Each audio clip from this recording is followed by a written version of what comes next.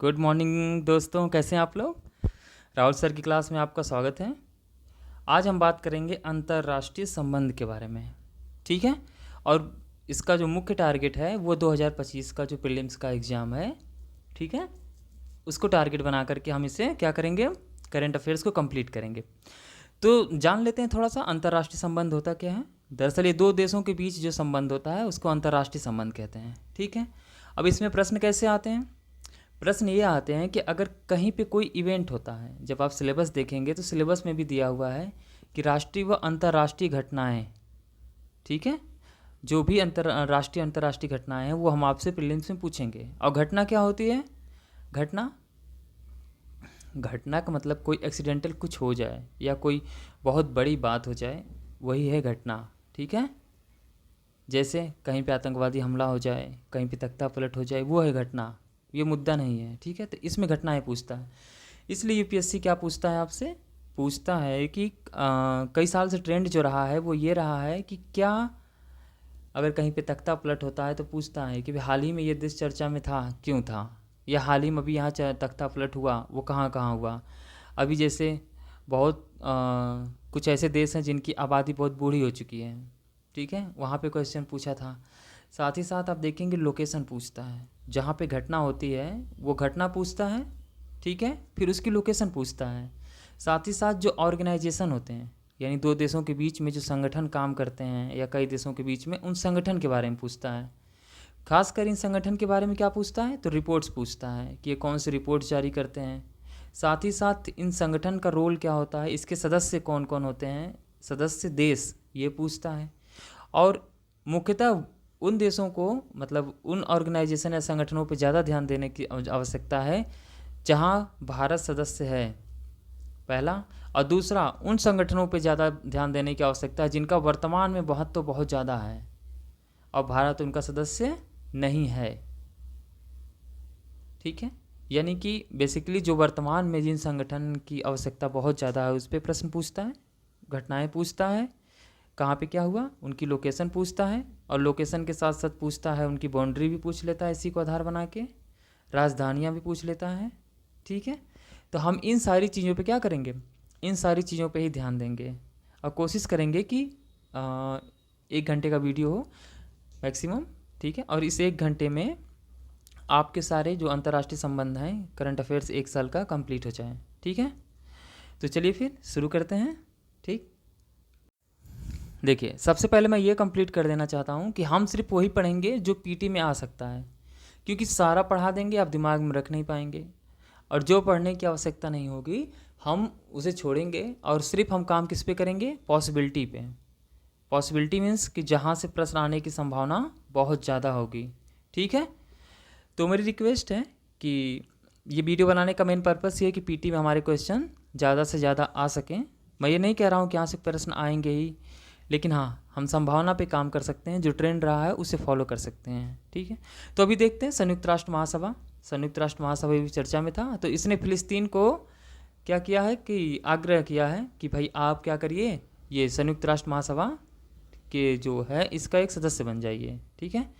तो अभी वर्तमान में देखेंगे तो इसमें कितने सदस्य हैं, तो करीब 193 कंट्रीज के मेंबर हैं, ठीक है। और अब देखिए, इसमें एक सुरक्षा परिषद होती है, उस सुरक्षा परिषद में कितने सदस्य होते हैं बताइए। उस सुरक्षा परिषद में 15 सदस्य होते हैं, ठीक है। तो जब कोई भी बिल पास करना होता है, कोई मुद्दा पास करना होता है, तो 15 में से कितने का समर्थन चाहिए, 15 सदस्यों में से 9 का समर्थन चाहिए होता है, ठीक है। और फिर क्या होता है, 9 का समर्थन हुआ, फिर 9 का जैसे ही समर्थन मिलता है तो सुरक्षा परिषद से जैसे मंजूरी मिली, इसके बाद ये संयुक्त राष्ट्र महासभा के पास जाता है। तो जब संयुक्त राष्ट्र महासभा के पास जाता है तो वहाँ पे जितनी भी कंट्रियाँ हैं वो वोटिंग करती हैं, ठीक।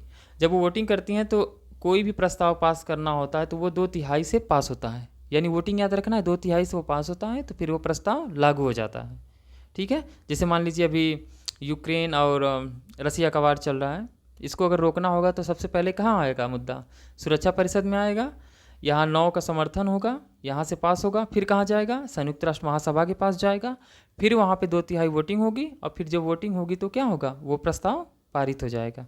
लेकिन इसमें एक प्रॉब्लम यह है कि जो ये सुरक्षा परिषद जो भी प्रस्ताव पारित करता है, ठीक है, जैसे 9 सदस्यों का समर्थन होता है, इसमें 5 सदस्य हैं जो अस्थाई सदस्य हैं, उनके पास वीटो की पावर है।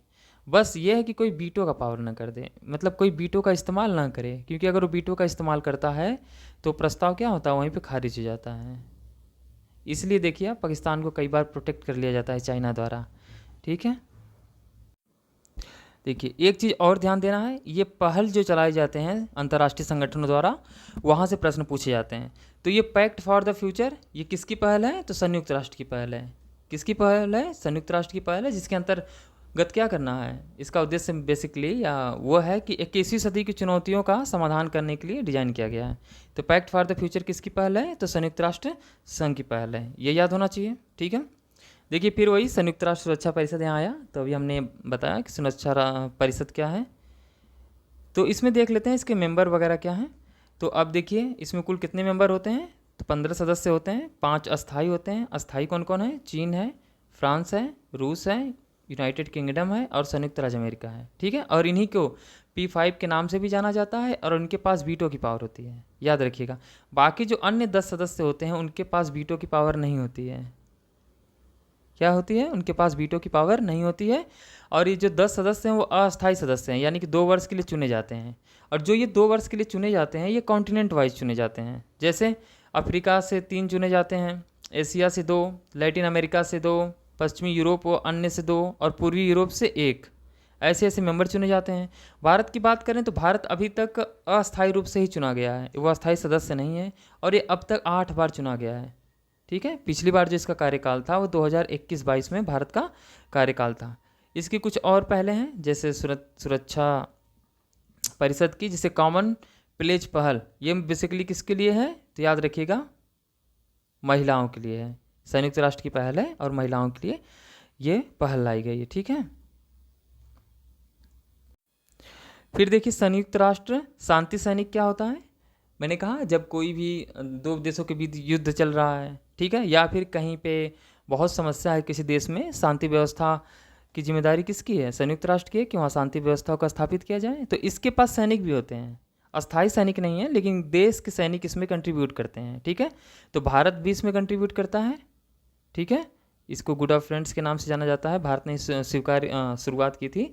तो भारत क्या करता है, भारत भी इसमें कंट्रीब्यूट करता है। और आप देखेंगे इन शांति सैनिकों में सबसे अधिक अगर कंट्रीब्यूशन है, ठीक है, देखिए भारत का योगदान देखेंगे तो सबसे अधिक तो भारत का है। पहली बात, 2 लाख से अधिक सैनिक हैं जो भारत से हैं। और दूसरा, सब भारत ही सबसे पहला ऐसा देश है जिसकी महिलाओं ने इसमें भाग लिया था। और ये अभियान जो भेजा गया था वो लाइबेरिया देश के लिए भेजा गया था। ठीक, देखिए अभी संयुक्त राष्ट्र व्यापार और विकास, ठीक है, अब ये 60 वर्ष इसके हो गए थे, तो इसकी वर्षगांठ मनाई गई थी। और इसे पहले अंकटाड के नाम से जाना जाता था। ठीक है, याद रखिएगा अंकटाड के नाम से जाना जाता था। और ये विभिन्न प्रकार की रिपोर्ट पेश करता है। रिपोर्ट याद रखना है, कभी पूछे कि व्यापार और विकास रिपोर्ट कौन जारी करता है, तो संयुक्त राष्ट्र व्यापार विकास अगर दिया है तो ठीक, नहीं तो अंकटाड। ठीक है, विश्व निवेश रिपोर्ट और अल्प विकसित देश रिपोर्ट, ये 3 रिपोर्ट याद रखना है। ठीक, अब देखिए एक G4 है, G4 याद रखना है। तो एक G4 संगठन है, इसमें 4 देश हैं, कौन कौन से, ब्राज़ील, जर्मनी, भारत और जापान। ठीक है, ये करते क्या है, तो ये G4 जो हैं, जो संयुक्त राष्ट्र सुरक्षा परिषद है, ठीक है, ये देश अस्थाई सीटों के लिए अपनी दावेदारी का समर्थन करते हैं। यानी ये कहते हैं कि हमें भी अस्थाई सदस्य बनाया जाए। कौन कौन, ब्राज़ील, जर्मनी, भारत और जापान। जिसके लिए इन्होंने कौन सा संगठन बनाया है, तो इसके लिए इन्होंने G4 राष्ट्र यानी G4 नेशन बनाया है। ठीक है, इन्हीं G4 नेशनों का कुछ है, एक और संगठन बना है जो इनका विरोध करता है। तो कौन संगठन है वो, यूनाइटिंग फॉर कंसेंसस, UFC, याद रखिएगा। ये देश क्या करता है, ये देश G4 नेशन का विरोध करता है। ये कहता है नहीं, इनको अस्थायी सदस्य नहीं बनाना है। और इसी यूनाइटिंग फॉर कंसेंसस को हम कॉफ़ी क्लब के नाम से भी जाना जाता है। यानी कॉफ़ी क्लब क्या करता है, अस्थायी सदस्यता का विरोध करता है। ठीक है, वही G4 नेशन क्या करता है, तो अस्थायी सदस्यता की डिमांड करते हैं कि अन्य को भी अस्थायी सदस्यता दी जाए। ठीक है, फिर देखो यार, एक न्यायालय आता है, जैसे हमारे यहाँ कोर्ट है वैसे एक इंटरनेशनल लेवल पे कोर्ट है, एक है अंतर्राष्ट्रीय आपराधिक न्यायालय। ठीक है, तो अंतर्राष्ट्रीय आपराधिक न्यायालय है, तो इसमें याद ये रखना है कि इसमें भारत इसका सदस्य नहीं है, भारत इसका पक्षकार नहीं है। और दूसरा, ये कोर्ट, अगर इस कोर्ट में कोई भी मुद्दा जाता है, अगर वो उस पर निर्णय लेता है तो वो निर्णय बाध्यकारी होता है। कैसा होता है?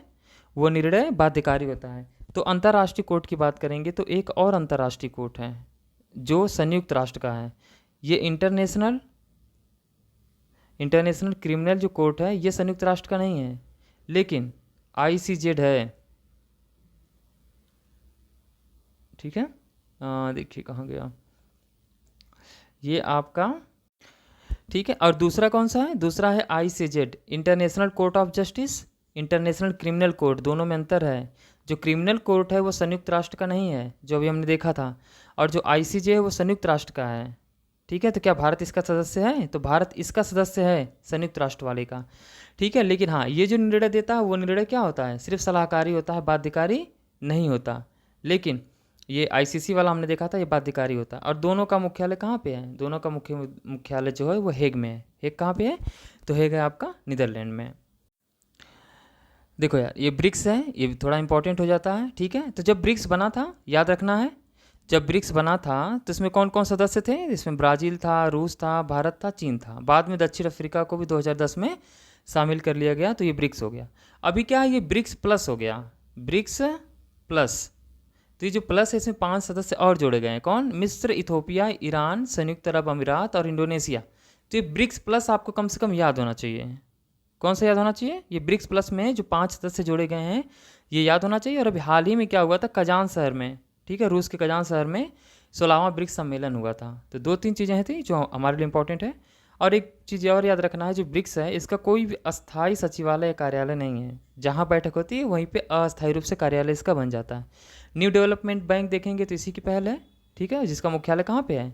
जिसका मुख्यालय आपका देखेंगे संघाई में है। और न्यू डेवलपमेंट बैंक में जितने भी देश हैं उन सबका वोटिंग शेयर जो है वो एक समान है, ठीक। फिर देखो यार, ये आता है आसियान, ठीक है। अब इसमें क्या याद रखना है? हेडक्वार्टर मान लो जकार्ता इंडोनेशिया में है, इसका भारत सदस्य नहीं है। भारत किसका सदस्य नहीं है? भारत इसका सदस्य नहीं, लेकिन आसियान के कुछ मंच हैं, कुछ तंत्र हैं जिसके सदस्य हैं। जैसे आसियान क्षेत्रीय मंच का भारत सदस्य है, आसियान फ्यूचर फोरम का भी भारत सदस्य है, इन दोनों का है। लेकिन आसियान जो संगठन है उसका सदस्य नहीं है, याद रहेगा, ठीक है। फिर देखिए सार्क था। सार्क का मतलब है south Asian association for regional cooperation, ठीक है। ये सार्क की चर्चा में था। अभी ये बहुत ज़्यादा निष्क्रिय हो चुका है, ठीक है। क्यों निष्क्रिय हो चुका है? क्योंकि आप देखेंगे तो इसमें जो इसके मेंबर हैं, ठीक है, मेंबर भारत है, बांग्लादेश है, अफगानिस्तान है, भूटान है, मालदीव, नेपाल, पाकिस्तान और श्रीलंका। तो भारत और पाकिस्तान के रिलेशन अच्छे नहीं रहे हैं, और ये 2 बहुत बड़े देश हैं इस संगठन में। तो ये क्या हैं? आप देखेंगे तो ये देश क्या है कि एक तरीके से बहुत निष्क्रिय हैं, इस संगठन को आगे बढ़ाया नहीं जा सकता। तो ये बहुत ज़्यादा निष्क्रिय था। तो सदस्य जानना है, भारत, बांग्लादेश, अफगानिस्तान, भूटान, मालदीव, नेपाल, पाकिस्तान और श्रीलंका। यानी कि भारत के जितने भी पड़ोसी हैं सब हैं। कौन कौन नहीं है? तो चीन नहीं है, ठीक, म्यांमार नहीं है, श्रीलंका भी है, मालदीव भी है, सब हैं। सिर्फ चीन और म्यांमार भारत के पड़ोसी नहीं हैं, और सारे के सारे हैं, ठीक है। तो ये सार्क कंट्री में मेंबर्स हो गए। वही बात, इसका सचिवालय आप देखेंगे तो हमने नेपाल काठमांडू बनाया है, और वही सर्वसम्मति से यहाँ निर्णय लिए जाते हैं। और 2016 से ये काफ़ी हद तक निष्क्रिय रहा है, बहुत बड़ी बात है। फिर देखिए ये बीमस्टेक आता है, ठीक है, बीमस्टेक। तो इसका भारत मेंबर है, ठीक है, भारत इसका सदस्य है। बांग्लादेश, भारत, श्रीलंका, थाईलैंड, म्यांमार, नेपाल और भूटान इसके मेंबर हैं। यानी भारत के लगभग सभी पड़ोसी हैं। कौन कौन नहीं है? देखिए कौन कौन नहीं है, तो पाकिस्तान नहीं है, अफ़गानिस्तान नहीं है, ठीक, ये बंगाल की खाड़ी वाले देश हैं तो इसलिए पाकिस्तान नहीं है, अफ़गानिस्तान नहीं है, आपका चीन नहीं है, ठीक, और आपका श्रीलंका नहीं है, आपका मालदीव नहीं है। 2 नए कंट्री हैं वो देखेंगे आप, थाईलैंड है, सॉरी इसमें श्रीलंका है, श्रीलंका तो आता ही है ना, श्रीलंका है, ठीक है, श्रीलंका है, थाईलैंड है और म्यांमार भी है, ठीक। तो ये देख लेना है कि इसके सदस्य कौन कौन है, बांग्लादेश, भारत, श्रीलंका, थाईलैंड, म्यांमार, नेपाल और भूटान। उसी तरीके से देखिए एक और संगठन है क्वाड। तो क्वाड पे पूछा है कौन मेंबर है, तो इसके अमेरिका, भारत, ऑस्ट्रेलिया और जापान इसके मेंबर हैं। ठीक है, तो जिस तरह से क्वाड है उसी तरीके से एक स्क्वाड है, SQUAD। तो इस स्क्वाड में कौन कौन सदस्य हैं याद रखना है, अमेरिका, ऑस्ट्रेलिया, फिलीपींस और जापान। इसमें कौन कौन है, इसमें भारत नहीं है, ये याद रखना है, स्क्वाड में भारत नहीं है। ठीक है, इसी तरीके से एक और संगठन आता है कौन, ऑकस, AUKUS, ऑकस। ऑकस में याद रखना भारत इसका सदस्य नहीं है, भारत इसका सदस्य देश नहीं है। ये सब इसलिए मैं बता रहा हूँ, कभी पूछ सकता है 4-5 संगठन दे करके ये पूछ सकता है कि भारत इनमें किसका किसका सदस्य नहीं है, क्योंकि जो जो नए संगठन होंगे। ठीक है, इसलिए हमें कम से कम इतना तो जानना बहुत ज़रूरी है। ठीक, और ये ऑकस देखेंगे आप, ये कौन है, अमेरिका, यूनाइटेड किंगडम और ऑस्ट्रेलिया, ये 3 देश हैं, बाकी और कोई देश इसमें शामिल नहीं है। देखिए और एक संगठन है, ये थोड़ा सा इंपॉर्टेंट है, Indo Pacific economic framework for prosperity, IPEF, ऐसे ही शॉर्ट फॉर्म देगा। तो क्या IPEF का भारत सदस्य है? ये आपस में व्यापार वगैरह बढ़ाने की बात करते हैं, व्यापार आपूर्ति श्रृंखला, देखिए 4 स्तंभ है इसके। तो क्या भारत इसका सदस्य है? तो याद रखना इसमें 14 सदस्य हैं और 14 में भारत भी इसका एक सदस्य है। ठीक है, और ये जो 14 सदस्य हैं, Australia, Brunei, Fiji, Bharat, Indonesia, Japan, Korea, गणराज्य, Malaysia, New Zealand, Philippines, Singapore, Thailand, Vietnam और संयुक्त राज्य अमेरिका। हो सकता है कि यहाँ से प्रश्न पूछ ले। ठीक है यार, ये बहुत इंपॉर्टेंट है, जो भारत मध्य पूर्व यूरोपीय आर्थिक गलियारा है, वैसे मैंने आपको पढ़ाया उसमें लोकेशन में। ठीक है, तो लोकेशन में पढ़ाया आपको, लेकिन यहाँ पे देख लेते हैं, भारत मध्य पूर्व यूरोप आर्थिक गलियारा, यानी कि एक ऐसा गलियारा बनाया जा रहा है ट्रेड को बढ़ाने के लिए, जो भारत को डायरेक्ट कहाँ से जोड़ेगा, ठीक है, मध्य पूर्व यूरोप से जोड़ेगा, पूर्वी यूरोप तक लेकर के जाएगा भारत को। ठीक है, तो ये पूर्वी गलियारा आप देखेंगे जो इसका है वो कहाँ से शुरू होगा, भारत के अरब के खाड़ी से वही जोड़ेगा। ठीक है, तो भारत का जो बंदरगाह, इसमें 2 बंदरगाह भारत के शामिल होंगे, कौन, मुंबई और मुंद्रा, ये 2 बंदरगाह भारत के शामिल होंगे। और अमीरात के जो बंदरगाह शामिल होंगे, फुजैरह और जेबेल, ओमान के बंदरगाह और सऊदी अरब के जो अन्य बंदरगाह भी होंगे वो भी इसमें शामिल होंगे। वहीं इसका उत्तरी गलियारा जो होगा वही अरब खाड़ी से यूरोप को जोड़ेगा, जिसमें सऊदी अरब, जॉर्डन और इजराइल जैसे देश भी मतलब आएंगे। ठीक, और इसके सदस्य याद रखना बहुत ज़रूरी है, IEMC। ठीक है, भारतीय मध्य पूर्व यूरोप आर्थिक गलियारा का सदस्य कौन कौन है, भारत है, यूरोपीय संघ है, फ्रांस है, जर्मनी है, इटली है, सऊदी अरब है, संयुक्त अरब अमीरात है और संयुक्त राज्य अमेरिका है। यार इस पर बहुत ज़्यादा फोकस करना। ठीक है, अगर इस बार पेपर देना है तो इस पर फोकस करना बहुत ज़रूरी है। ठीक है ना। अब देखो ये संघाई सहयोग संगठन, पहले भारत इसका सदस्य था नहीं, लेकिन वर्तमान में क्या सदस्य है, तो भारत इसका सदस्य है। अभी इसमें संघाई सहयोग संगठन में 10 सदस्य हैं।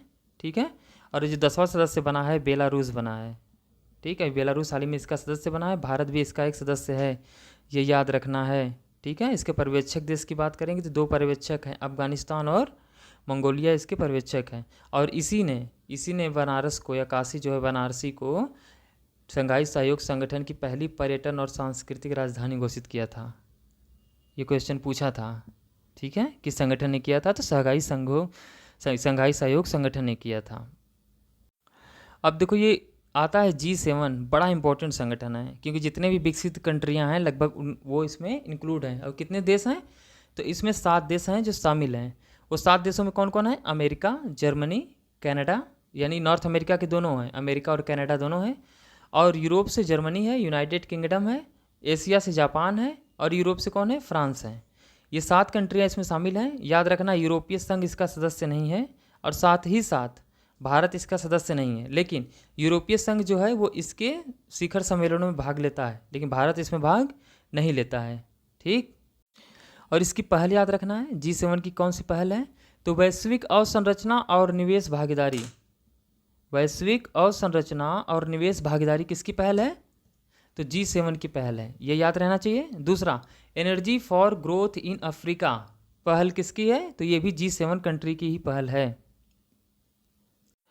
और देखो यार, गुट निरपेक्षता आंदोलन है, चर्चा में था, जैसे नाटो है तो उनका अलग गुट है, उसी तरीके से एक है जो किसी गुट में नहीं है, तो ऐसे सदस्यों का एक संगठन है, गुट निरपेक्षता आंदोलन, गुट निरपेक्ष आंदोलन, ठीक है। तो इसका सदस्य भारत है कि नहीं है? तो भारत तो इसका सदस्य है। और मुख्यतः इसमें कौन से देश शामिल हैं? तो मुख्यतः जो विकासशील यानी जो विकास कर रहे हैं ऐसे कंट्रियाँ इसमें शामिल हैं। फिर देखो यार, राष्ट्रमंडल के बारे में देख लेते हैं। राष्ट्रमंडल वही था, ऐसे कंट्रियों का समूह है जो कभी न कभी क्या था, कभी न कभी उपनिवेश रहे हैं, ठीक है। तो भारत आप देखेंगे तो राष्ट्रमंडल का सबसे बड़ा सदस्य देश है। भारत क्या है? सबसे बड़ा सदस्य देश है। और इसकी कुल आबादी का करीब 60% तो भारत में निवास करती है। और उसके साथ साथ भारत जो इसमें कंट्रीब्यूट करता है, चौथा सबसे बड़ा योगदानकर्ता भी है। कौन सा है?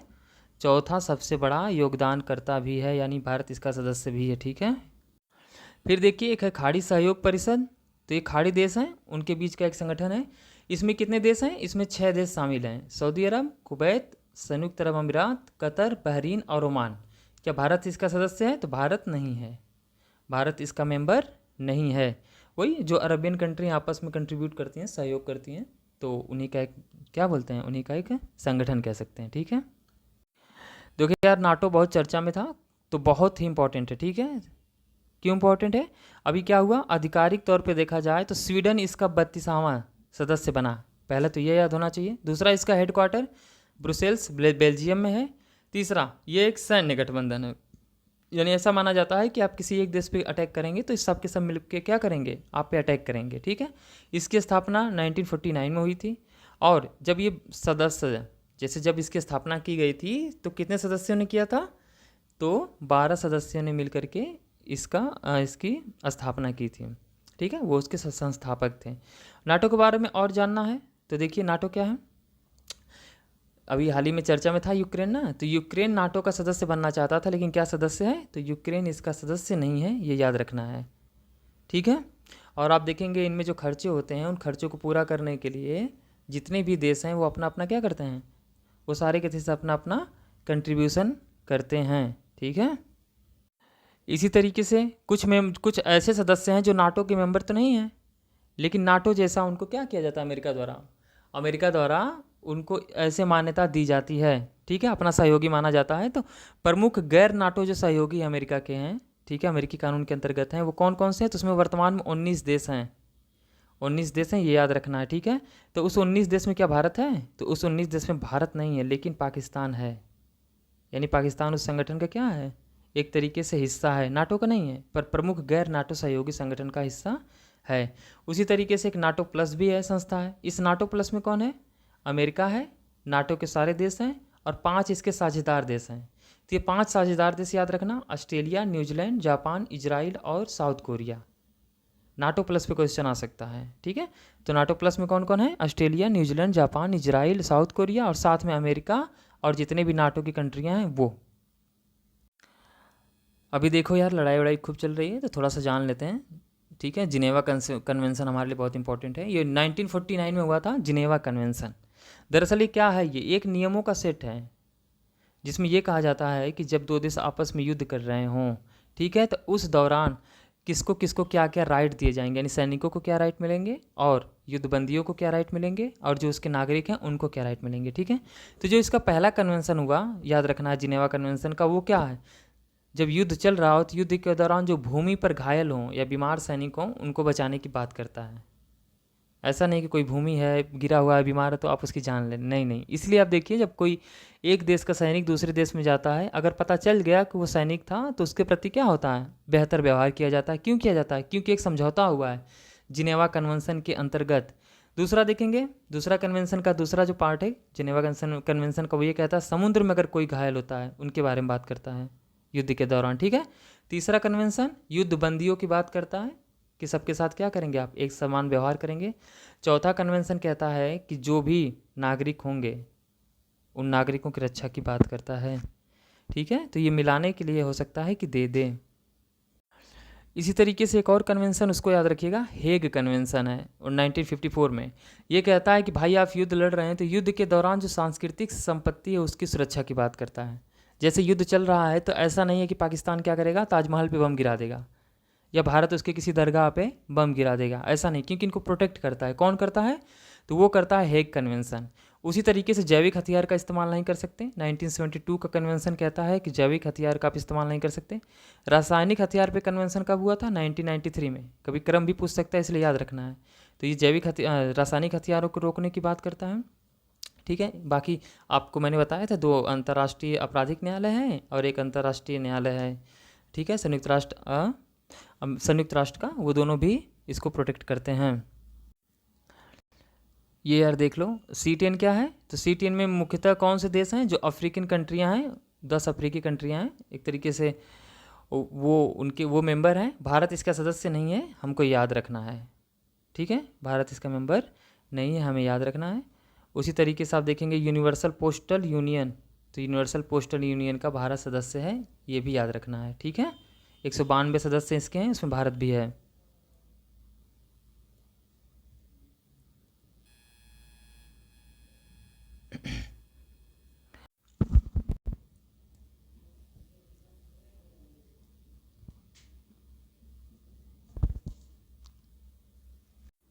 उसी तरीके से देखिए बालक, ये ओपेक प्लस या फिर पेट्रोलियम निर्यातक देशों का संगठन, क्या समझ में आ रहा है? पेट्रोलियम निर्यात करते हैं या ओपेक कहते हैं, OPEC, ठीक है। तो ओपेक का याद रखना, क्या भारत इसका मेंबर है? तो भारत इसका मेंबर नहीं है, और इसका जो मुख्यालय कहाँ पे है? वियना, ऑस्ट्रिया में इसका मुख्यालय है। वही यार देखेंगे फिर ओपेक प्लस जो था 2016 में बनाया गया, ठीक है। तो ये सब नहीं, भारत इसका मेंबर नहीं, इतना याद रखना है, ठीक। फिर देखो यार, एशिया इंफ्रास्ट्रक्चर इन्वेस्टमेंट बैंक, शायद मैंने आपको पढ़ाया था जब मैं ऑफलाइन क्लास ले रहा था, तो ये बैंक मैंने आपको पढ़ाया था, ठीक है। वही है कि एशिया इंफ्रास्ट्रक्चर है, तो मुख्यतः एशिया को में विकास के लिए क्या करता है? ये ऋण देता है और संरचना विकास के लिए। इसके मेंबर कितने हैं? 110 सदस्य हैं। क्या भारत इसका सदस्य है? तो याद रखना है, भारत इसका मेंबर है। इसका हेडक्वार्टर वही बीजिंग में है, ठीक। और इसमें जो शेयर जो सबसे अधिक शेयर है या भागीदारी जिसकी है, वो चीन की है, ठीक है। चीन के बाद आप देखेंगे तो फिर भारत की, किसकी है? फिर भारत की, फिर उसके बाद तीसरे स्थान पे आपका रूस आता है। अब देखो यार, एक अरब लीग है, ठीक है। ये अरबियन कंट्री हैं, ठीक है। उनका एक संगठन है। अभी इनका हाल ही में 2024 में जो सम्मेलन हुआ था, बहरीन में आयोजन किया गया था। इसके 22 सदस्य हैं। याद रखना है, भारत इसका सदस्य नहीं है, लेकिन एक पर्यवेक्षक सदस्य है। मेंबर नहीं, लेकिन एक पर्यवेक्षक सदस्य, इसे याद रखना है। देखो यार, सुर्खियों में रहे जितने स्थल हैं हमारे लिए बहुत इंपॉर्टेंट है दोस्त, और मैंने आपको लोकेशन वाले में सब कुछ पढ़ाया है। जितने भी सुर्खियों में देश रहे हैं, ये मैंने सब कुछ इसमें पढ़ाया है, इसलिए आपको वहाँ पर जा कर के पढ़ लेना है, ठीक है। यहाँ से प्रश्न आते ही आते हैं, और ये काफ़ी हमारे लिए इम्पोर्टेंट भी हो जाता है, ठीक है। ये द्विपक्षीय संबंध देखिए, द्विपक्षीय संबंध भी मैंने आपको पढ़ाया है। जितने भी द्विपक्षीय संबंध हैं मैंने आपको पढ़ाया है, चाहे भारत रूस संबंध हो, चाहे कोई भी संबंध हो, ये हम लोगों ने पढ़ा है, ठीक है। इसमें कुछ चीज़ें हमने नहीं पढ़ी हैं, तो उसको हम पढ़ लेंगे। जैसे यहाँ से तापी गैस पाइपलाइन परियोजना, मुझे लगता है मैंने आपको उसमें नहीं पढ़ाया था, ठीक है। तो यहाँ से देख लेते हैं, लेकिन हाँ, जो मैंने पढ़ाया था वहाँ यहाँ पे पढ़ाने का क्या मतलब है? आप एक ही वीडियो पढ़िए, आप वहाँ से क्या करेंगे, उस चीज़ को कवर कर लेंगे। ये तापी गैस लाइन, जो तापी गैस पाइपलाइन परियोजना है, ये हमारे लिए इम्पोर्टेंट है ना, इस पे ध्यान देना ज़रूरी है। तो ये क्या है? पाइपलाइन आप जानते हैं, जिससे लिक्विड एक देश से दूसरे देश में भेजा जाता है, लिक्विड फॉर्म में, जैसे तरल पदार्थ में तेल है, ऑयल है, जैसे एक नाली की तरह होता है, बस ऐसा समझिए, एक ऐसी नाली जो एक देश से दूसरे देश को जोड़ती है, ठीक है। अब इसमें कौन कौन से देश हैं? तो इसमें आप देखेंगे तुर्कमेनिस्तान, अफगानिस्तान, पाकिस्तान और भारत। यानी तुर्कमेनिस्तान से आप कहिए तो ये जो परियोजना है शुरू होती है, और कहाँ पे आके ख़त्म होती है? तो भारत में आकर के ये ख़त्म होती है, ठीक है। तुर्कमेनिस्तान के कौन है? गाल्किनीस गैस क्षेत्र है, ये भी याद रखिएगा। गाल्किनीस गैस क्षेत्र कहाँ पे है? तुर्कमेनिस्तान में। तो तुर्कमेनिस्तान में इसकी शुरुआत होती है, और ये भारत में आकर के मतलब ये समाप्त होता है, ठीक। और आप देखेंगे दुनिया के सबसे बड़े गैस क्षेत्रों में से एक है, कौन? ये जो गाल्किनीस गैस क्षेत्र है, ये बहुत बड़ा गैसीय क्षेत्र है, ठीक है। तो ये हमारे लिए इम्पोर्टेंट है, और अभी इसका उद्घाटन भी किया गया है। और ये पाइपलाइन जो परियोजना है, करीब 1800 किलोमीटर दूरी तय करेगी। कितनी दूरी तय करेगी? 1800 किलोमीटर। कौन कौन से देश हैं? तुर्कमेनिस्तान, अफगानिस्तान, पाकिस्तान और भारत, ठीक है। अभी हाल ही में आप देखेंगे तो पाथ टू पीस एक समिट सम्मेलन का आयोजन किया गया था। वो कहाँ किया गया था? याद रखना हमको, स्विट्जरलैंड में। क्यों किया गया था? यूक्रेन में शांति व्यवस्था को स्थापित करने के लिए ऐसा किया गया था। स्विट्जरलैंड चाह रहा था कि भैया ये युद्ध जो हो रहा है ये समाप्त हो, यूक्रेन में क्या हो, शांति व्यवस्था हो। तो पाथ टू पीस समिट याद रखना है किसके लिए था, यूक्रेन में शांति व्यवस्था स्थापित करने के लिए था। और ये हुआ कहाँ था, तो ये स्विट्जरलैंड में एक सम्मेलन हुआ था, मर्कोस्यूर। ठीक है, कोलंबिया भी इसका पूर्ण सदस्य बन गया। तो याद रखना ये काफ़ी ज़्यादा इंपॉर्टेंट नहीं है। हाँ, एक और है ये कोलंबो प्रोसेस। तो क्या कोलंबो प्रोसेस भारत सदस्य है इसका, तो याद रखना है कि भैया हाँ, इस कोलंबो प्रोसेस का भारत एक सदस्य है। ठीक है, और भारत ने भी इसकी अध्यक्षता भी की है, इसलिए चर्चा में था। तो इसमें 12 सदस्य हैं, जिसमें भारत भी इसका एक मेंबर है। ठीक, और ये क्षेत्रीय परामर्श होता है इसमें, और क्या लोकल ऑर्गेनाइजेशंस है ना। फिर वही देखो यार, एक और है कोलंबो सिक्योरिटी कॉन्क्लेव। तो क्या भारत इसका सदस्य है, तो भारत इसका मेंबर है। ठीक है, और अभी हाल ही में बांग्लादेश को भी इसके 5वें सदस्य के रूप में चुन लिया गया। तो यानी इसमें कितने मेंबर हैं, तो इसमें 5 मेंबर हैं। कौन कौन है, भारत, श्रीलंका, मालदीव, मॉरिशस और बांग्लादेश, 5 सदस्य हैं। ठीक है, और सेशल्स जो है वो उसका पर्यवेक्षक है, न कि सदस्य है। ठीक, विश्व प्रेस स्वतंत्रता सूचकांक जारी किया गया, किसने जारी किया, तो पेरिस स्थित जो रिपोर्ट्स विदाउट बॉर्डर, ठीक है, जो एक NGO है और कहाँ पे है, ये पेरिस में है, इसने विश्व प्रेस स्वतंत्रता सूचकांक जारी किया। यानी दिखाता है कि प्रेस को कितनी स्वतंत्रता मिली हुई है किस कंट्री में। तो भारत 180 देशों में 159th रैंक पे है। ठीक है, काफ़ी ख़राब रैंकिंग है ये तो। ठीक है, उसी तरीके शीर्ष रैंक वाले 3 देश हैं, तो नॉर्वे सबसे बेहतर है, डेनमार्क और स्वीडन, ये तीनों बहुत ही बेहतर हैं। ये देखो यार, राष्ट्रीय सुरक्षा परिषद है, यानी कि जो भारत की सुरक्षा पे सलाह देती है। तो राष्ट्रीय सुरक्षा परिषद का एक सचिवालय है। ठीक है, तो इस सचिवालय का हेड कौन होता है, याद रखना, इस सचिवालय का हेड राष्ट्रीय सुरक्षा सलाहकार करता है। इसकी अध्यक्षता कौन करता है, किसकी, राष्ट्रीय सुरक्षा परिषद की, परिषद सचिवालय की अध्यक्षता कौन करता है, तो राष्ट्रीय सुरक्षा सलाहकार करता, प्रधानमंत्री नहीं। वहीं राष्ट्रीय सुरक्षा परिषद की अध्यक्षता कौन करता है, तो याद रखना इसकी अध्यक्षता प्रधानमंत्री करते हैं। यही दोनों में अंतर है। ठीक है, बाकी राष्ट्रीय सुरक्षा परिषद के और सदस्य कौन है, वित्त, रक्षा मंत्री, गृह मंत्री और विदेश मंत्री भी इसके सदस्य हैं। बहुत चर्चा में है अभी वर्तमान में, इसलिए बहुत ज़रूरी है। क्यों, क्योंकि अभी पाकिस्तान से हमने एक तरीके से युद्ध तो नहीं कह सकते, लेकिन जो द्वंद्व हुआ है, तो इसमें ये सलाह देते हैं कैसे करना है, क्या करना है। तो राष्ट्रीय सुरक्षा परिषद का हेड कौन है, प्रधानमंत्री। राष्ट्रीय सुरक्षा परिषद सचिवालय का हेड कौन है, तो राष्ट्रीय सुरक्षा सलाहकार जो होता है भारत का, वो उसका हेड है। ठीक है, और जो ये राष्ट्रीय सुरक्षा परिषद बनी थी, ये किस कमेटी की सिफारिश पे बनी थी, तो 1999 में इसका गठन किया गया था। और KC पंत एक कमेटी थी जिन्होंने सिफारिश की थी कि सर हमें एक राष्ट्रीय सुरक्षा परिषद की आवश्यकता है। ठीक है, और इसके मेंबर कौन है, तो राष्ट्रपति तो है, सॉरी प्रधानमंत्री जी हैं, वित्त मंत्री, रक्षा मंत्री, गृह मंत्री और विदेश मंत्री भी इसके सदस्य हैं। फिर देखो यार, ये कारगिल युद्ध हुआ था, इसलिए देख लेना जरूरी है, क्योंकि ऑपरेशन पूछता है। तो ऑपरेशन विजय हमने चलाया था, कारगिल जो लड़ाई हुई थी 1999 में, तो उसके लिए हमने कौन सा ऑपरेशन चलाया था, ऑपरेशन जैसे भी सिंदूर चलाया है ना, वैसे ऑपरेशन हमने कौन सा चलाया था, ऑपरेशन विजय चलाया था, याद रखना है। वहीं तो ये तो चलाया था किसने, स्थल सेना ने।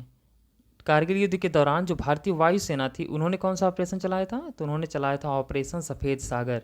तो ये दोनों किससे जुड़े हुए हैं, तो ये दोनों के दोनों कारगिल युद्ध से जुड़े हुए हैं।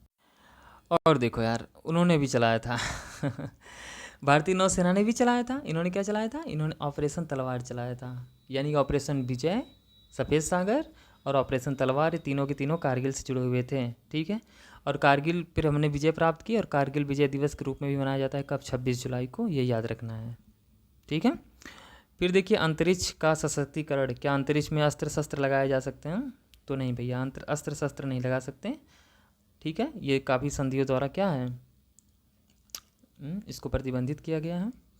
ठीक है, फिर देखो यार, रासायनिक हथियार हैं, रासायनिक हथियारों का विनियमन, यानी कि आप युद्ध में रासायनिक हथियार का इस्तेमाल कर सकते हैं कि नहीं। रासायनिक हथियार वही हो गया, जैसे मान लो किसी ने वायरस बना के छोड़ दिया, किसी ने जल में कुछ मिला दिया।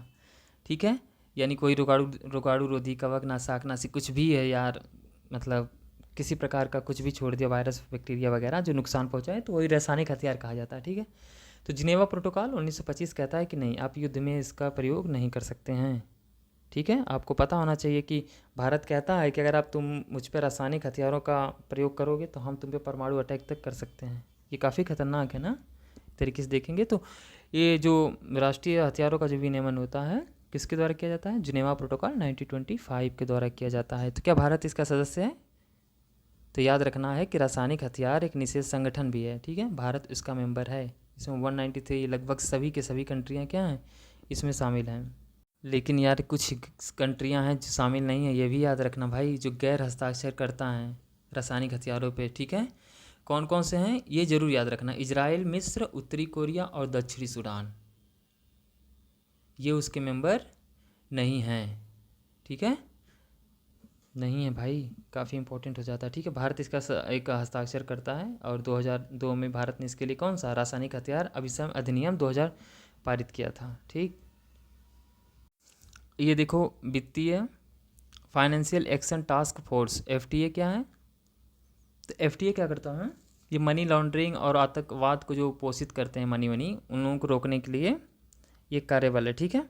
तो अब ये संगठन एक तरीके से कह सकते हैं। तो इसमें कितने मेंबर हैं? 40 सदस्य हैं, भारत भी इसका मेंबर है, याद रखना है। रूस को अभी तो इसमें सस्पेंड कर दिया गया है, इससे रूस को क्या किया गया है? सस्पेंड। और ये 2 तरीके की लिस्ट जारी करता है, ब्लैक लिस्ट और ग्रे लिस्ट, ठीक है। ये दिखाता है कि कोई कंट्री अपने यहाँ से मनी लॉन्ड्रिंग को कितना कम कर रहा है, आतंकवाद को कितना कम कर रहा है और वित्त पोषित क्या नहीं कर रहा है। इसलिए आप देखिए पाकिस्तान को बार बार उठा करके ग्रे लिस्ट में डाल दिया जाता है। अब इससे नुकसान ये होता है कि भाई आपको लोन लेने में बाहर से दिक्कत होगी। अब ये जो वित्तीय कार्यवाही कार्यबल है ये एक रिपोर्ट जारी करता है, कौन सी रिपोर्ट? ये रिपोर्ट याद रखना, म्यूचुअल इवैल्यूएशन रिपोर्ट। कौन सी रिपोर्ट? Mutual evaluation report. फिर देखो यार ये संयुक्त राष्ट्र मादक पदार्थ और अपराध कार्यालय, ठीक है, ये क्या करता है? एक तरीके से जो मादक पदार्थ होते हैं उनके दुरुपयोग और तस्करी को ये रोकता है, ठीक है, ठीक है। तो चलिए फिर देखते हैं ना, दोस्त आ गए थे दोस्त यार, तो ठीक है। चलिए अभी हमने क्या बताया, संयुक्त राष्ट्र मादक पदार्थ अपराध कार्यालय, वही मादक पदार्थ और इनको दुरुपयोग इनको रोकना है। और कुछ ऐसे क्षेत्र हैं जहाँ पे ये चीज़ें बहुत ज़्यादा होती हैं, ठीक है, जैसे अर्जेंटीना, ब्राज़ील और पैराग्वे, साउथ अमेरिका के देश हैं, ठीक है, इनके यहाँ बहुत ज़्यादा चलता है। दूसरा गोल्डन ट्रायंगल है जिसमें लाओस, म्यांमार और थाईलैंड, देखिए ये लाओस, म्यांमार, थाईलैंड, याद रखना गोल्डन ट्रायंगल, ये सब किसके लिए हैं? मादक पदार्थ के लिए जाने जाते हैं, ठीक है।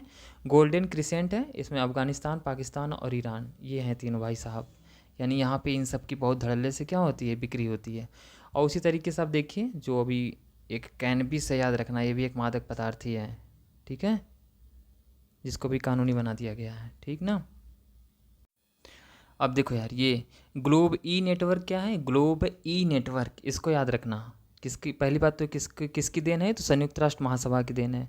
और ये इसका मुख्य काम क्या है? तो ये भ्रष्टाचार को रोकना है, पूरे वर्ल्ड लेवल पे जो भ्रष्टाचार हो रहा है उनको रोकने का प्रयास किया जा रहा है। और भारत को अभी इसका क्या चुना गया? इसके समिति के संचालन के लिए एक तरीके से सदस्य चुना गया, ठीक है। तो ग्लोबल ई नेटवर्क क्या करता है? संयुक्त राष्ट्र महासभा की ये देन है, यानी संयुक्त राष्ट्र की एक पहल है जिसके अंतर्गत क्या होता है? भ्रष्टाचार को रोकने की बात की जाती है। ये है अंतर्राष्ट्रीय परमाणु ऊर्जा एजेंसी, काफ़ी इंपॉर्टेंट है, क्यों? क्योंकि कहाँ पे क्या मतलब कहाँ पे परमाणु ऊर्जा का कितना इस्तेमाल हो रहा है, वो किस चीज़ में हो रहा है, उसकी जांच कौन करता है? तो उसकी जांच यही करता है, ठीक है। तो इसमें करीब कितने देश हैं? भारत सहित 180 सदस्य हैं, इसके मेंबर हैं, कितने हैं? 31 इसके मेंबर हैं। तो अभी क्या है कि रिपोर्टिंग किसको करता है? तो अंतर्राष्ट्रीय परमाणु ऊर्जा एजेंसी, याद रखना ये संयुक्त राष्ट्र की एक संस्था है, और जो संयुक्त राष्ट्र महासभा और संयुक्त राष्ट्र सुरक्षा परिषद को क्या करती है? रिपोर्टिंग करती है। अब ये देखो कंबाइंड मैरीटाइम फोर्सेज क्या है? तो ये भारत की एक तरीके से नौसेना की एक फोर्स है। इसने अभी क्या किया? इसने अरब सागर में अभी बहुत से ड्रग्स जब्त किए हैं, ठीक है। और जो ये ड्रग्स इन्होंने जब्त किया, कौन सा ऑपरेशन चलाया इसके लिए? ऑपरेशन, ठीक है, क्रिम्सन बाराकूडा। कौन सा? ऑपरेशन क्रिम्सन बाराकूडा पूछता है। तो इसके तहत वही ड्रग्स जब्त किया गया अरब सागर में, ठीक है, और ये कंबाइंड मैरीटाइम फोर्सेज द्वारा किया गया था। अब देखिए सशस्त्र बल अधिनियम, जिसको अफसफा के नाम से भी जाना जाता है, बहुत ही, जैसे भारत में कुछ भी चलता है तो कानून का ही राज चलता है, ठीक है। तो अधिनियम बनाए जाते हैं, जैसे जहाँ पे बहुत ज़्यादा उपद्रव होते हैं, उग्रवादी होते हैं या फिर आतंकवादी होते हैं, ऐसे क्षेत्रों में को रोकने के लिए वहाँ पे सेना जो सशस्त्र बल होती है उनको स्पेशल राइट दिया जाता है। तो उसके लिए एक एक्ट लाया जाता है अफसफा करके, ठीक है। तो अभी क्या किया गया? अफसफा के अंतर्गत अब देखेंगे तो नागालैंड और अरुणाचल प्रदेश के कुछ ज़िलों को किसके? नागालैंड और अरुणाचल प्रदेश के कुछ जिलों को ये सशस्त्र बल विशेष शक्ति अधिनियम यानी अफस्पा एक्ट 1958, याद रखना 58 का उसमें विस्तार कर दिया गया। ठीक है, अब ये अफस्पा है, देखो इसमें होता क्या है, वही मैंने कहा कि अशांत क्षेत्रों के लिए ऐसा किया जाता है और सशस्त्र बलों को विशेष पावर्स मिल जाती हैं, और ये पावर इतनी ज़्यादा मिल जाती हैं कि नॉर्मली तो किसी को चेतावनी देने के बाद ही आप उसे पकड़ेंगे तब भी गोली नहीं चला सकते, लेकिन यहाँ पे क्या होगा, यहाँ पे चेतावनी देंगे, व्यक्ति नहीं सुन रहा है तो उस पर गोली चला सकते हैं या बल का प्रयोग कर सकते हैं। साथ ही साथ अगर किसी पे संदेह हुआ तो बिना वारंट के, ठीक है, उस व्यक्ति को क्या कर सकते हैं, गिरफ्तार कर सकते हैं, घरों की एक तरीके से घर में क्या कर सकते हैं, छानबीन कर सकते हैं, यानी इतना राइट्स इनको मिल जाता है। ठीक, तो ये अभी कहाँ कहाँ पे लागू है, तो ये लागू है आपका जो नॉर्थ ईस्ट के स्टेट हैं, जो नॉर्थ ईस्ट के स्टेट हैं वहाँ पे लागू है। कहाँ कहाँ? नागालैंड जहाँ पे नाग देवता हैं, असम, मणिपुर, नागालैंड और मणिपुर समझ में आ रहा है ना, दोनों एक ही से जुड़े हुए हैं, अरुणाचल प्रदेश, इन चारों क्षेत्रों में ये लागू हुआ, चारों राज्यों में ये लागू हुआ 1958, जो अफस्पा एक्ट 1958 है उसके अंतर्गत यहाँ पे लागू है। जम्मू कश्मीर में भी लागू है, लेकिन जम्मू कश्मीर पे जो लागू है वो अधिनियम 1990 के माध्यम से लागू है, सशस्त्र बल वही अफस्पा अधिनियम 1990, बाकी जगह 1958 के अंतर्गत लागू है। ठीक है, तो अशांत क्षेत्र क्या हो गया, तो अशांत क्षेत्र वही मैंने जो बताया कि बहुत ज़्यादा वहाँ पे अस्त्र शस्त्र का या फिर उग्रवादी हैं, आतंकवादी हैं, या फिर वहाँ के जो लॉ एंड ऑर्डर बहुत ही ख़राब हैं, तो वहाँ पे लागू किया जाता है। तो ये जो लागू किया जाता है इसको कौन कौन कर सकता है? ठीक है, तो पहले तो ये किसी राज्य के संपूर्ण भाग या कुछ भाग में भी लागू हो सकता है, उसको अशांत घोषित करने के बाद। दूसरा, इस राज्य का राज्यपाल भी कर सकता है और यूनियन टेरेटरी का प्रशासक भी कर सकता है, और यहाँ तक कि केंद्र सरकार जो है ना, केंद्र सरकार भी ऐसा कर सकती है, यानी कि सबके पास राइट्स हैं, राज्यपाल के पास, प्रशासक के पास और केंद्र सरकार के पास भी ऐसे राइट्स हैं। ठीक है, और देखो यार, संयुक्त राष्ट्र आतंकवादी, ठीक है, रोधी ट्रस्ट क्या होता है, सिंपल सी बात है, आतंकवाद को रोकने के लिए एक क्या है, एक तरीके का फंड है, इसमें से पैसे दिए जाते हैं। ठीक है, और ये संयुक्त राष्ट्र सुरक्षा परिषद की एक देन है, तो उसमें से फंड दिए जाते हैं और फंड दे के सपोर्ट किया जाता है ताकि आतंकवाद को क्या किया जाए, आतंकवाद को समाप्त किया जाए। अभी देखिए, वैश्विक सैन्य व्यय 2023 की रिपोर्ट देखते हैं। सिप्री यानी Stockholm International Peace Research Institute क्या करता है, कौन कितना सेना पे खर्च कर रहा है, ठीक है, इसकी एक रिपोर्ट जारी करता है। तो जब ये रिपोर्ट जारी करता है तो इसने वैश्विक सैन्य व्यय, वर्ल्ड मिलिट्री एक्सपेंडिचर 2023 रिपोर्ट जारी की है। अब इसने क्या बताया, इसमें इसने बताया है कि भैया जो भारत है विश्व में चौथा सबसे बड़ा देश है जो सैन्य व्यय करता है, यानी कि खर्चा करता है। ठीक है, और 2023 में देखा जाए तो इन्होंने सेना पर कितना खर्च किया था, 83.6 बिलियन डॉलर खर्च किया था। उसके बाद देखेंगे पूरे विश्व में पहले नंबर पे अमेरिका है, दूसरे पे चीन है और तीसरे नंबर पे रूस है, जो सेना पर सबसे अधिक खर्च करते हैं। और चौथे नंबर पे कौन है, तो चौथे नंबर पर भारत है। वही हमने अभी बताया था ना, संयुक्त राष्ट्र शांति रक्षक सेना, तो सबसे अधिक कहाँ से हैं, तो भारत से ही है। ठीक है, और वर्तमान में जो संयुक्त राष्ट्र परिषद है, ठीक है, या संयुक्त राष्ट्र सुरक्षा परिषद, उसकी जो सेनाएं सबसे ज़्यादा जो तैनात हैं वो किस क्षेत्र में है, तो सब सहारा अफ्रीका क्षेत्र में है। ठीक है, देखिए कुछ द्विपक्षीय संबंध है ना, तो द्विपक्षीय संबंध का मतलब दो देश आपस में मिलकर अभ्यास करते हैं। ठीक है, सेना मिलकर के अभ्यास करती हैं, अपने अस्त्र शस्त्र का दिखाती हैं कि कभी युद्ध की कंडीशन हुई तो वो कैसे फेस करेंगी, अपनी पावर्स दिखाती हैं। ठीक है, तो इन्हें द्विपक्षीय अभ्यास भी कहा जाता है। तो पिछली बार एक क्वेश्चन था 2024 में, किसी को बस एक स्टेटमेंट उसमें पता होता तो उस क्वेश्चन को बहुत आराम से वो एलिमिनेट कर सकता था। तो दरअसल इसमें हमें क्या करना है, कम से कम फैक्ट तो जानना है। ठीक है, कि किसके किसके बीच में होता है, क्योंकि यूपीएससी प्रीलिम से निकालना है तो इस पर बहुत ज़्यादा ध्यान देना है। तो कम से कम जानेंगे, तो जैसे हम इंपॉर्टेंट देश के साथ भारत का देखेंगे, जैसे युद्ध अभ्यास किसके किसके बीच है, तो अमेरिका और भारत के बीच में है। साल्वेक्स किसके बीच में है, तो ये भी भारत और अमेरिका की नौसेना के बीच में है। वज्र प्रहार किसके बीच में है, तो ये भी भारत अमेरिका के बीच में है। ठीक है, यानी तीनों युद्ध अभ्यास, साल्वेक्स और वज्र प्रहार किनके बीच में युद्ध अभ्यास है, तो भारत और अमेरिका के बीच में ये युद्ध अभ्यास है। वो इसी तरीके से तर्कस सैन्य अभ्यास, ये याद रखना, तर्कस भी भारत और यूएस के बीच में है। ठीक है, वहीं आप देखेंगे शक्ति अभ्यास, वरुण अभ्यास, ये किसके बीच में है, भारत और फ्रांस के बीच में है। किसके बीच में है, भारत और फ्रांस के बीच में है। काजिंद काजिंद किसके बीच में है? भारत पाकिस्तान।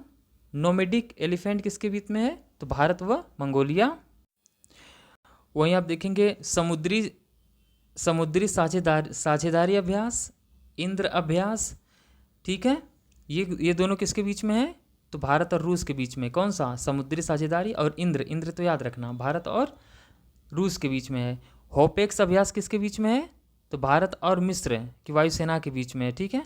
और लामित्से या लामिते किसके बीच में है? भारत वही और सेशल्स के बीच में है। अल नजाह वी अभ्यास किसके हैं? भारत और ओमान के बीच में है। नसीम अल बहर भारत और ओमान के बीच में है। अभ्यास ईस्टर्न ब्रिज याद रखना, भारत और ओमान के बीच में है। यानी कि अल नजाह, नसीम अल बहर, अभ्यास ईस्टर्न ब्रिज किसके बीच में है? भारत और ओमान के बीच में है, ठीक। और अभ्यास जायद तलवार भारत और संयुक्त अरब अमीरात के बीच में है। सिम्बेक्स भारत और सिंगापुर के बीच में है। ये मैत्री याद रखना, मैत्री भारत और थाईलैंड के बीच में है।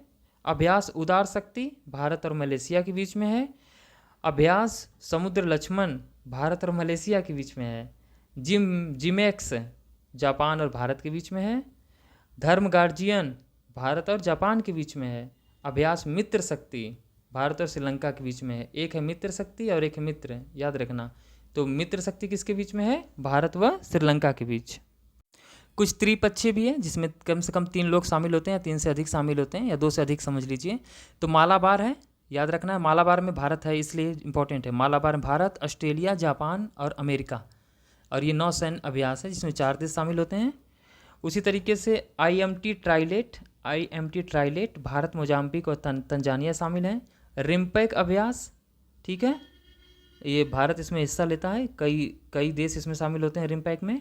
अभ्यास ओरायन में Bharat, France, Germany, Greece, Italy, Netherlands, United Kingdom, Spain और संयुक्त राज्य अमेरिका हैं, यानी याद रखना है इसको, ठीक है। अभ्यास ओरायन। और अभ्यास सदर्न रेडिनेंस कौन सा है? Bharat, America, Italy, United kingdom और सेशेल्स। ऑपरेशन सदर्न रेडिनेंस, ठीक है, ये सब इसमें शामिल हैं। फिर देखिए ऑपरेशन सद्भाव, कई देशों के साथ भी भारत मिलकर करता है, जैसे लाओस, म्यांमार और वियतनाम। हेल्प पहुंचाने के लिए भी भारत ने ही शुरू किया था इसको। और साथ ही साथ आप देखेंगे ऑपरेशन जो सद्भावना है, उन लोगों को हेल्प पहुंचाने के लिए भारतीय जो सेना है, ठीक है, वो क्या करती है, जम्मू कश्मीर और लद्दाख में भी इसके अंतर्गत काम करती है। उसी तरीके से टाइगर ट्रायम्फ 24 अभ्यास किसके किसके बीच में? भारत और अमेरिका के बीच में है। याद रहेगा बालक? याद रहना चाहिए, ठीक है। तो ये वाला पार्ट तो अभी कंप्लीट हुआ, हालांकि अभी हम इसमें क्या करेंगे, सेकेंड वाला पार्ट कोशिश करेंगे इसमें मर्ज कर दें। ये काफ़ी इंपॉर्टेंट है, उम्मीद है कि आपको पसंद आएगा, ठीक है। बाकी हार नहीं मानना यार। और हाँ, मैंने एक चीज़ हमेशा कहा था, UPSC के लिए डिफेंड नहीं करना है, अटैक करना है, तभी UPSC जीत पाओगे, ठीक है। ठीक है, मेरी दुआएं आपके साथ है। Thank you so much.